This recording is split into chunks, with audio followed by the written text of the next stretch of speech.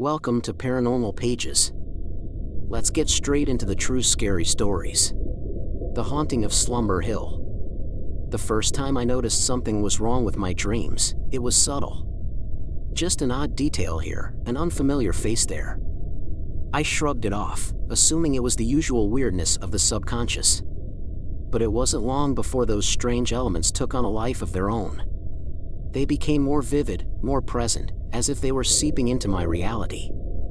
I would wake up feeling exhausted, drenched in cold sweat, my heart pounding in my chest as if I had just escaped some unspeakable terror.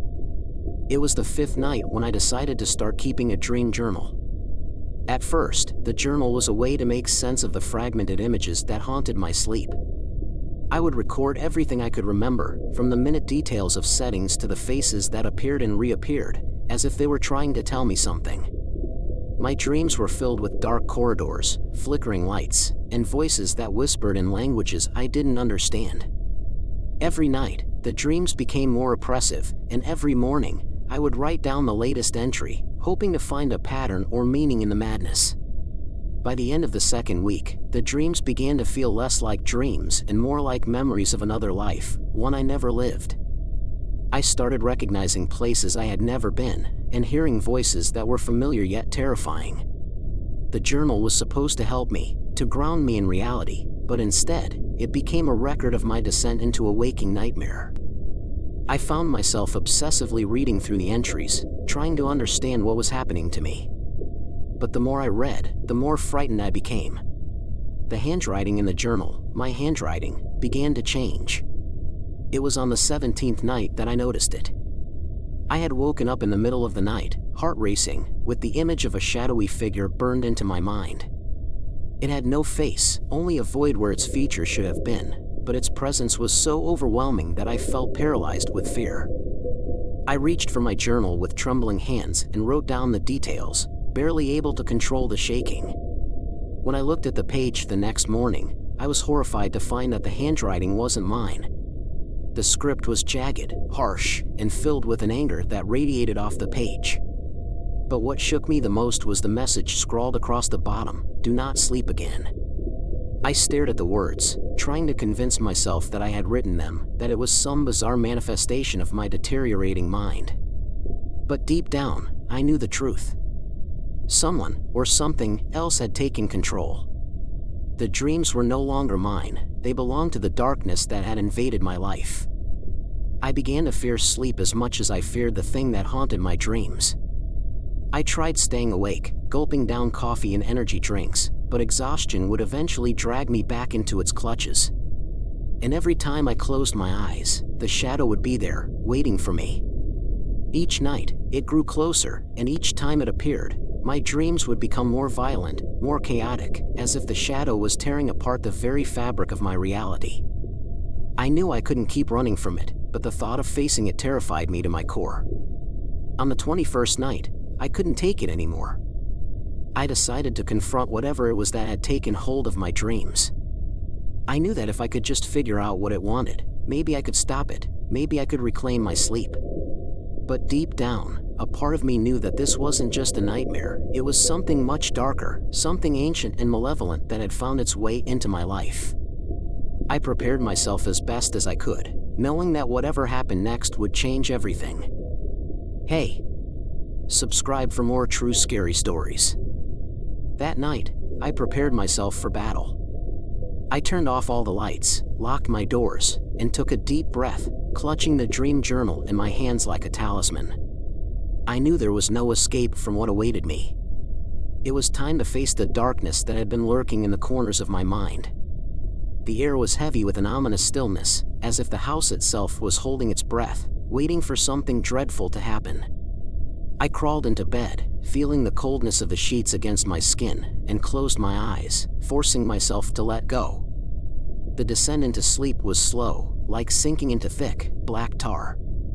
The familiar sensation of dread began to creep over me as the world around me dissolved, replaced by the now all too familiar darkness. But this time, there was no flickering light, no labyrinth of corridors, only a vast emptiness that stretched out endlessly in all directions. I stood in the void, my breath echoing in the silence, and waited. And then, it appeared. The shadow was more distinct now, its form solidifying before me. It towered over me, its presence suffocating, and I could feel its anger vibrating through the air. I tried to speak, but my voice was swallowed by the oppressive silence. The thing loomed closer, and I could finally make out the details of its form. It was more than just a shadow, it was a twisted, grotesque figure, with limbs that seemed to stretch unnaturally and a head that twisted at odd angles, as if it was struggling to maintain a human shape. And then it spoke. Its voice was a rasping, guttural whisper, like the sound of dry leaves rustling in the wind. "Why do you resist?" it hissed, the words clawing at my mind. "You cannot escape me. I have already taken root in your soul." I felt a cold sweat break out across my body, my heart pounding in my chest as the full weight of its words settled over me. The thing had been feeding on my fear, growing stronger with every night, and now it was ready to consume me whole.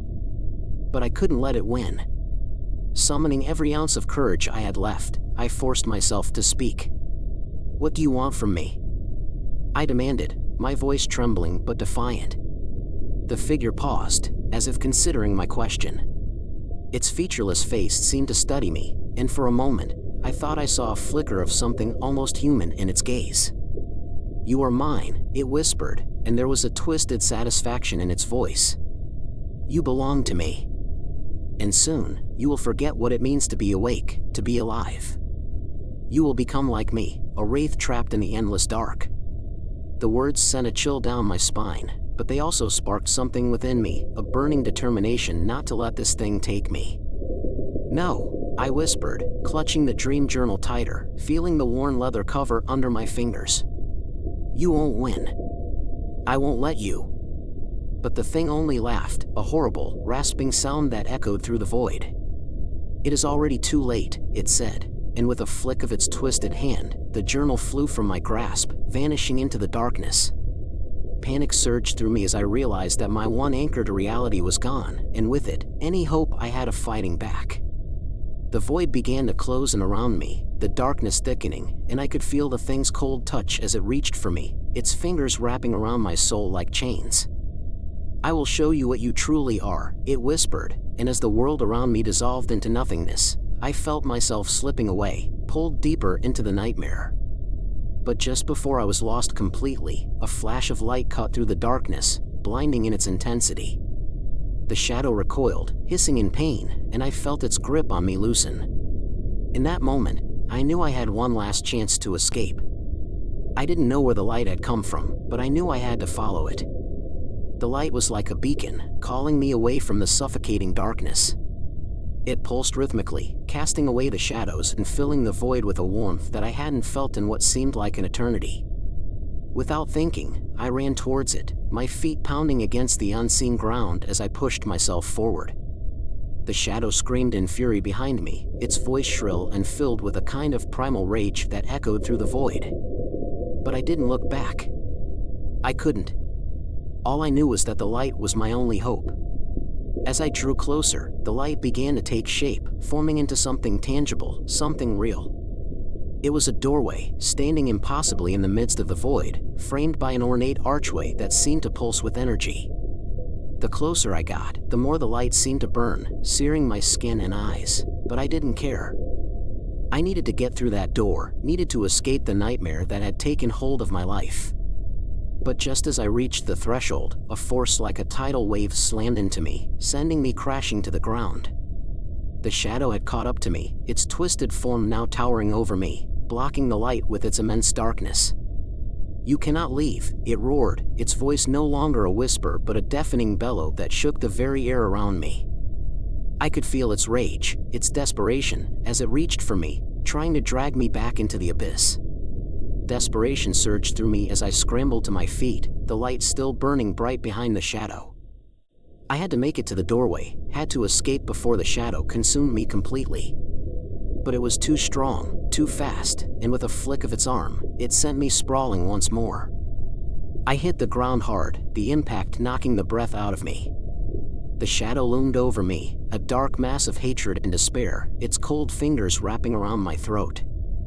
"You are mine," it hissed, and I could feel the life draining out of me as its grip tightened. But then, through the haze of pain and fear, I remembered something, a faint memory from one of the early entries in my dream journal. I had written about a light that could banish the darkness. The memory was fuzzy, but it was enough. Summoning every ounce of strength I had left, I reached into my pocket, where I had instinctively tucked a small object before falling asleep. It was a key, small and nondescript, yet somehow I knew it was the key to the doorway, the key to my escape. With a trembling hand, I held up the key, and the light from the doorway seemed to surge in response, growing brighter and more intense. The shadow recoiled, its grip on my throat loosening as the light burned through the darkness. "No!" it screamed, its voice filled with terror. I felt a surge of hope as the light began to push the shadow back, its form flickering and dissipating under the onslaught. This was my chance. Using the last of my strength, I staggered to my feet and lunged towards the doorway, the key clutched tightly in my hand. The shadow howled in fury, lashing out in a final attempt to stop me, but it was too late. I shoved the key into the lock, twisting it with all my might. The door swung open with a blinding flash, and I was engulfed in the light, pulled through the doorway and out of the void. I collapsed on the other side, gasping for breath, the world spinning around me. The darkness was gone, replaced by a warm, golden light that bathed everything in a soft glow. I was back in my bedroom, the familiar surroundings a stark contrast to the nightmare I had just escaped. But something was wrong. The light was too bright, too warm, and as I looked around, I realized that my room wasn't quite right. The angles were wrong, the walls too close, the ceiling too low. And then I saw it, my dream journal, sitting on the nightstand. But the cover was different, the leather worn and cracked as if it had aged decades in the span of a single night. With a sinking feeling, I reached for it, flipping open the cover. The pages were filled with the same jagged handwriting, the same desperate scrawl that had appeared before. But now, the words were clear, their meaning unmistakable. You cannot escape the darkness. It is a part of you now. Do not trust the light. The light burns, but it does not save. My blood ran cold as the realization sank in. The nightmare wasn't over, it had only just begun. The room seemed to close in on me as the words in the journal burned into my mind. My hands trembled, the pages rustling as I frantically flipped through them, desperate to find something, anything, that could explain what was happening. But every page was the same, filled with that same jagged handwriting, warning me over and over, do not trust the light. My breath came in ragged gasps as I tried to make sense of it all. The light had saved me, hadn't it? Or had I just traded one nightmare for another? A faint noise broke through my frantic thoughts, the sound of something moving in the shadows. I froze, the journal slipping from my hands as I strained to listen. It was a soft, shuffling sound, like someone dragging their feet across the floor. My heart pounded in my chest as I slowly turned towards the sound, every nerve in my body screaming for me to run, to get out of that room. But I couldn't move. I was rooted to the spot, my eyes locked on the dark corner of the room where the sound was coming from. The light in the room began to flicker, casting long, dancing shadows across the walls. The warm glow that had once filled the room now felt suffocating, the air thick with an unnatural heat. And then, out of the corner of my eye, I saw it, a figure emerging from the shadows, its form twisted and hunched, as if it had been broken and put back together all wrong. It moved with a slow, deliberate grace, its limbs jerking unnaturally with each step. My breath caught in my throat as the figure came into view. It was the shadow, but now it had a face, a grotesque, distorted version of my own, its features twisted into a mocking grin. The thing's eyes were empty sockets, black voids that seemed to swallow the light, and its mouth was a jagged tear that stretched impossibly wide. You thought you could escape, it rasped, its voice a guttural whisper that filled the room with an overwhelming sense of dread. But the light is a lie, just like your hope. I stumbled back, my legs giving way as I crashed into the nightstand. The journal fell to the floor, the pages fanning out around me like the wings of some dark, forgotten creature. The figure moved closer, its form flickering like a dying flame, and I could feel its cold breath on my skin, its presence wrapping around me like a shroud. "There is no escape," it hissed, leaning in so close that I could feel the icy touch of its words on my face. "You are mine, just as you have always been." In that moment, something inside me snapped. I was done running, done being a victim. My fear twisted into anger, and I pushed myself up, glaring at the thing with a defiance I didn't know I had. "No," I spat, my voice shaking but resolute. "I don't belong to you. You're just a nightmare, a figment of my mind. I can fight you." The shadow's grin widened, its teeth glinting like shards of broken glass. "Can you?" it sneered, its voice dripping with malice. "Or are you just fooling yourself, clinging to the last scraps of your sanity?" It reached out, its hand brushing against my cheek, and I felt a searing pain, like ice burning through my skin. The light in the room flared wildly, the walls closing in as the heat became unbearable. But I wouldn't give in. Not this time. Summoning all my strength, I reached down and grabbed the journal, clutching it to my chest like a shield. The pages began to glow, a soft, ethereal light that cut through the darkness. The shadow recoiled, its form flickering and distorting as if the light was tearing it apart. "You cannot banish me," it howled, its voice a distorted wail that filled the room. "I am a part of you. I will always be a part of you." The light from the journal grew brighter, its glow spreading through the room, pushing back the shadow as it screamed in fury. The walls began to crack, the room shaking violently as the light consumed everything. I closed my eyes, clutching the journal tighter as the world around me began to disintegrate, the light burning away the darkness, burning away the nightmare. And then, suddenly, there was silence. I opened my eyes, blinking against the blinding light. The room was gone, replaced by an endless white void, a stark contrast to the darkness that had once surrounded me. I was alone, the journal still clutched in my hands, its light slowly fading until it was nothing but a dull glow. My breath came in ragged gasps as I tried to make sense of what had just happened. The nightmare was over, wasn't it? But as I looked down at the journal, a chill ran down my spine. The cover was no longer worn and cracked, but pristine, as if it had never been touched. And when I opened it, the pages were blank, except for the very last one. Written in my own handwriting, clear and unmistakable, were the words, "Do not sleep again. The light burns, but the darkness waits." Hey! Subscribe for more true scary stories. Story 2. The Whispering Shadows. It started with a soft rustle, barely audible above the hum of the city outside my window. I dismissed it as the house settling, a mundane noise in the otherwise quiet night. But when the whispers began, I knew something was wrong. It was the kind of sound that pricks at the edge of your consciousness, a faint murmuring that you strain to hear, yet dread to comprehend. It came from beneath my bed, that place we all fear but pretend not to, the dark abyss where nightmares reside. I tried to ignore it at first, pulling the covers over my head like a child, but the whispers grew insistent. They were not voices I recognized, nor did they speak any language I knew. It was as if the shadows themselves had learned to speak, their voices a blend of agony and malice. My heart pounded in my chest as I finally gathered the courage to look. I swung my legs over the side of the bed, my feet hovering inches above the floor, as if the ground itself had become hostile territory. "Hello?" My voice trembled, barely more than a whisper. There was no response, only the continued murmuring from beneath. Summoning what little bravery I had left, I slowly bent down, peering into the darkness.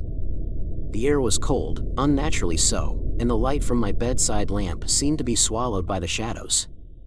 I reached out a hand, hesitant, feeling the rough texture of the hardwood floor, but finding nothing unusual until my fingers brushed against something soft and thin. A note. I pulled it out, my hands shaking as I unfolded the paper. The handwriting was jagged, almost frenzied, as if written in a state of panic. The words were simple, but they sent a chill down my spine. "You're next." I stared at the note, my mind racing to make sense of it. Next for what? Who had placed it there? I knew I hadn't written it, and I lived alone. The apartment was locked, the windows secured, there was no way someone could have gotten in. Yet, here it was, a message from the darkness beneath my bed. That night, sleep was an impossible dream. I lay awake, eyes wide open, ears straining for any sound. The whispers had ceased, but their echo lingered in my mind, along with the chilling message. I told myself it was a prank, a cruel joke played by someone with a sick sense of humor. But deep down, I knew better. There was something else at play, something far more sinister. Morning brought little relief. I scoured the apartment for any sign of an intruder, but everything was as I had left it. The doors were still locked, the windows shut tight. I checked under the bed again, half expecting to find another note, but it was empty, just an expanse of dark wood and dust. Yet the unease remained, a heavy weight in my chest that refused to lift. I considered leaving, just packing up and running to a hotel, but I couldn't shake the feeling that whatever had left the note would follow me. It wasn't bound by walls or locks. It was something far older, far more dangerous than I could comprehend. As night approached, I dreaded the return of the whispers. The sun dipped below the horizon, and the shadows in my room seemed to lengthen, creeping closer as if they had a life of their own. The note remained on my nightstand, a grim reminder that this was far from over. Whatever awaited me in the dark was patient, biding its time. And as I lay back down, the whispers resumed, louder now, more insistent, beckoning me to look again. But I dared not move. Not this time. The second night was worse. The whispers returned, more distinct this time, as though the voices had grown bolder. They no longer stayed beneath the bed, they slithered up the walls, coiling around the furniture, filling every corner of my room. The words were unintelligible, a chaotic blend of hisses and moans that seemed to speak directly to my fears. I could feel their weight pressing down on my chest, suffocating me in my own bed. I tried to cover my ears, but the whispers seeped through, piercing my mind with their venomous intent. Every breath I took felt labored, as if the air itself had thickened into something vile. My heart raced, pounding so hard that I feared it might burst. I knew I had to do something, anything, to break this terrible cycle. Desperation drove me to my laptop. I searched for explanations, something to rationalize the madness. Ghosts, demons, cursed objects, I dove into every corner of the internet, seeking answers that might soothe my fraying nerves. But the more I read, the deeper I sank into despair. The stories I found were eerily similar to mine, and they all ended in the same way, with the victim's disappearance, their last trace a note just like mine. I called my best friend, Mark, the only person I could trust with something this bizarre. He answered on the second ring, his voice groggy from sleep. "What's going on?" "It's late," he muttered, clearly annoyed. "I need you to come over," I said, my voice barely steady. "Something's happening here, something I can't explain." There was a pause on the other end of the line, and I could almost hear him weighing his options. Mark had always been the skeptic, the rational one who dismissed anything remotely supernatural. "Is this some kind of joke?" he finally asked, his tone flat. "It's not a joke, Mark," I pleaded.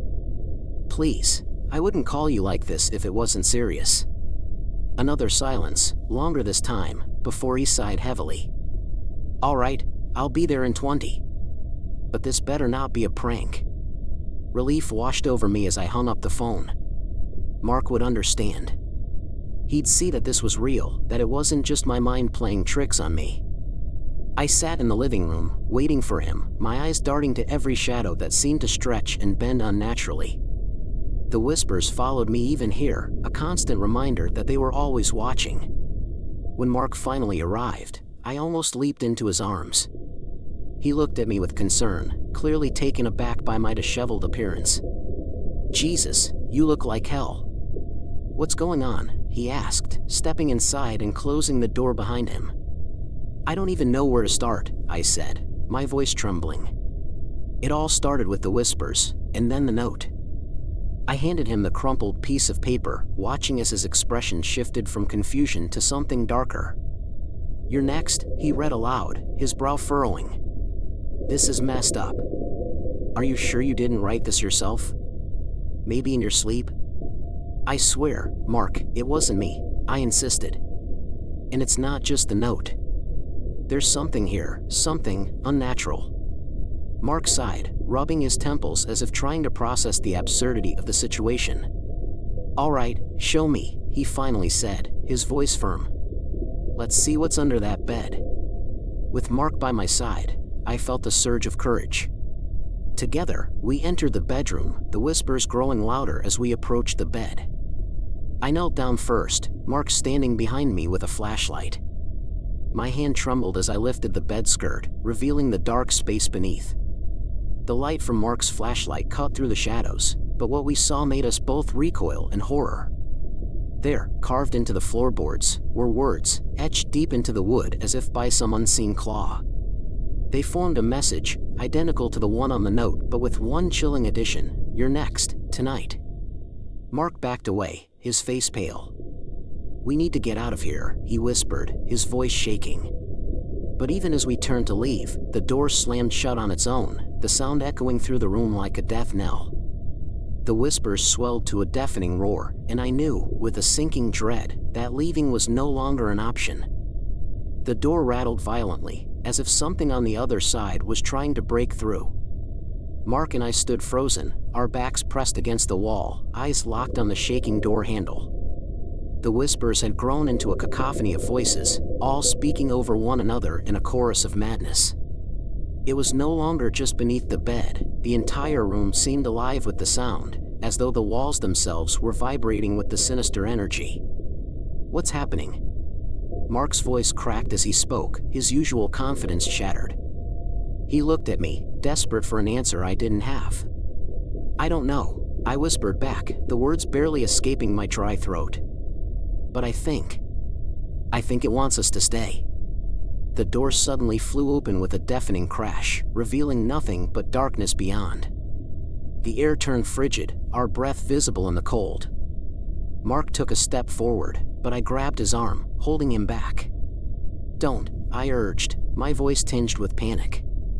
It could be a trap. But it was too late. The darkness in the doorway seemed to pulse, and from it, a figure began to emerge. It was more shadow than flesh, its form twisted and shifting, as though it couldn't quite hold its shape in the light. The whispers grew louder, now clearly coming from this entity, a chorus of voices emanating from a single monstrous presence. Mark gasped, stumbling backward, his eyes wide with terror. "What the hell is that?" he choked out, his voice barely audible over the noise. I don't know," I stammered, my heart racing. The thing moved closer, its form becoming more defined as it entered the room. It had no eyes, but I could feel its gaze boring into me, cold and malevolent. The air around us thickened, pressing down on our chests, making it hard to breathe.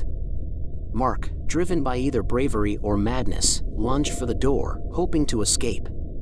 But as he reached the threshold, the shadowy figure extended an arm, long and thin like a tendril, wrapping around Mark's neck with an unnatural strength. He struggled, gasping for air, but the entity lifted him effortlessly off the ground. I watched in horror as Mark's body convulsed, his eyes rolling back as the whispers grew more intense, now clearly directed at him. They were no longer just random sounds, they were words, a language of the damned that I could finally understand. The first sacrifice, the voices hissed, and as they did, Mark's body went limp. The figure released him, and he crumpled to the floor, lifeless. The darkness retreated slightly, as if satisfied with its work, but I knew it wasn't done. Not by a long shot. Terror gripped me, but so did an overwhelming sense of guilt. I had brought Mark here, exposed him to this horror. And now he was dead because of me. The entity seemed to sense my despair, and it moved closer, the whispers lowering to a soft, almost comforting murmur.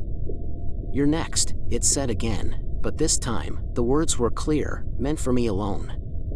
I stumbled backward, my back hitting the wall as I tried to escape the inevitable. But there was nowhere to go. The room had become a cage, and I was the prey. The figure loomed over me, its presence blotting out the light, the cold seeping into my bones. I could feel its hunger, its need to consume, to take everything that made me human. In a final act of desperation, I reached into my pocket and pulled out the note, holding it up as if it could somehow protect me. The figure paused, its head tilting slightly as if curious.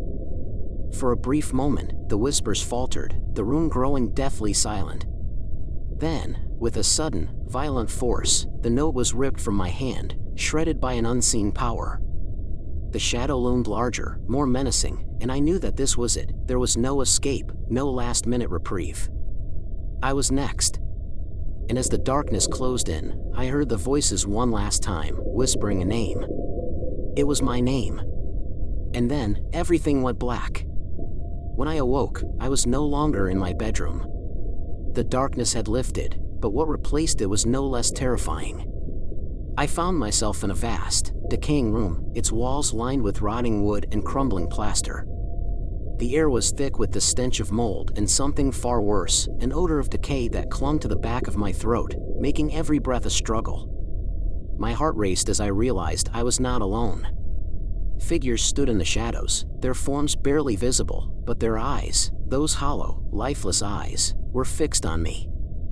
I tried to move, but my body felt heavy, as if weighed down by an unseen force.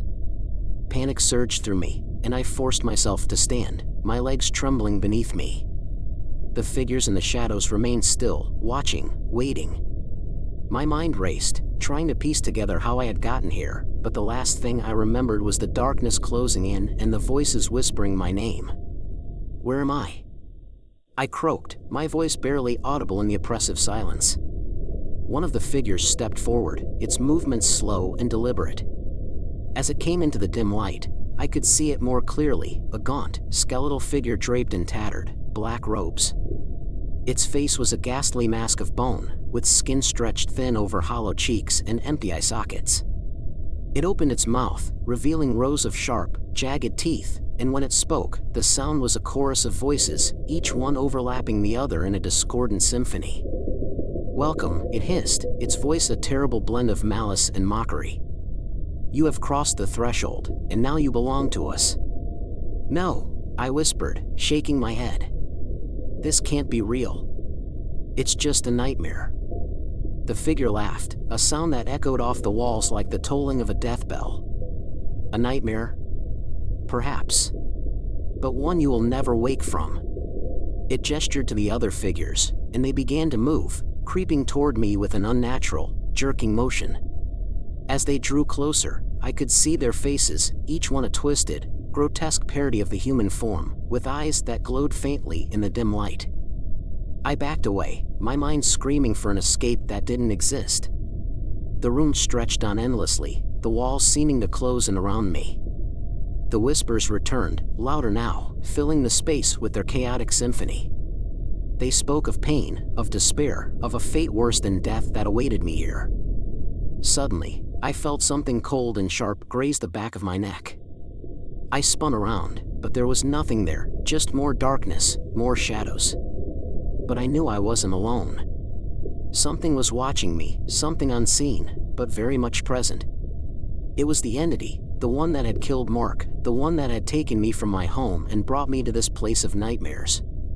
You cannot escape, the voices taunted, their tone dripping with malevolent glee. You are ours now, forever. But as the figures closed in, a small part of me refused to give in. I had to fight, had to find some way to survive, even if it seemed impossible. My hands shook as I reached out, grasping for anything that could be used as a weapon. My fingers brushed against something cold and metallic, and I pulled it from the debris, a rusted, ancient dagger, its blade dulled by time but still deadly sharp. With a surge of defiance, I raised the dagger, brandishing it toward the figures that now encircled me. Stay back, I shouted, my voice trembling but resolute. I won't let you take me without a fight. The figures paused, their eyes narrowing as they regarded the blade. The lead figure, the one with the skeletal face, tilted its head, as if amused by my resistance. A weapon. It will not save you, but it will make this more entertaining. The laughter returned, a sound that chilled me to the bone. But I didn't care. If I was going to die here, I would at least go down fighting. With a cry of desperation, I lunged at the nearest figure, the dagger slicing through the air. It connected with a sickening squelch, and the figure recoiled, a dark, viscous fluid oozing from the wound. But instead of falling, it simply dissolved into a pool of shadow, reforming behind me in an instant. I spun around, slashing wildly, but the figures were relentless, closing in with every step. The whispers grew deafening, drowning out my thoughts, my screams. I could feel the cold hands of the shadows brushing against my skin, pulling me down into the darkness. The dagger fell from my grasp as the weight of the figures pressed down on me, and I knew then that this was the end. The last thing I saw before the darkness consumed me completely was the skeletal figure, its empty eye sockets staring into mine. "You are next," it whispered, as the world faded into blackness. And then, there was nothing. The end. Subscribe for more true scary stories. Thanks for watching.